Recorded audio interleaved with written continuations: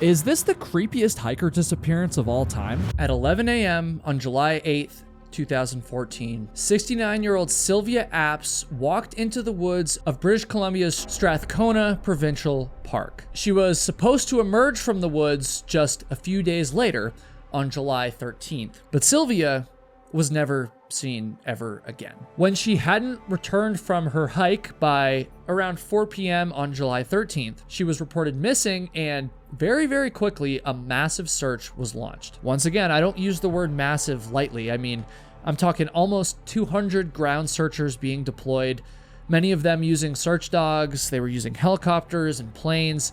I mean, they were throwing everything they could at this situation in order to try and find the missing hiker. But after searching and searching and searching for nearly 2 weeks, Sylvia was still nowhere to be found, and eventually they had no choice but to call off the official search. So, a short time into the search for Sylvia, her blue backpack containing almost all of her gear was found. It was found there just kind of sitting in the woods, almost like it was abandoned. And yet, Sylvia was still nowhere to be found. She wasn't with the backpacking gear.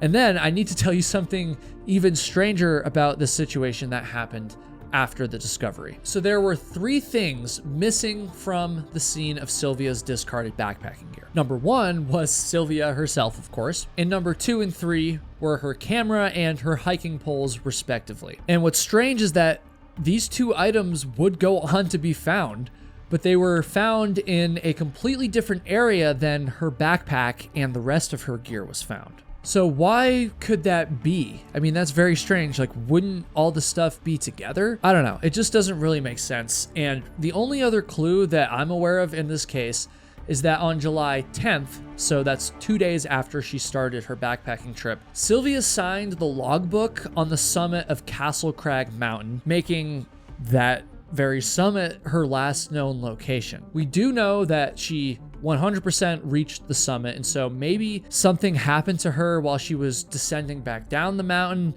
and that kind of explains why her camera and her hiking poles were found in a different location from the rest of her gear. I don't really know, guys. That's just a gut feeling. It's probably completely wrong. The only thing I do know for sure, and Sylvia's searchers would agree with this wholeheartedly, will say, is that it's very, very strange that pretty much all of her possessions were found, everything, and yet, over a decade later, no sign of Sylvia herself has been found.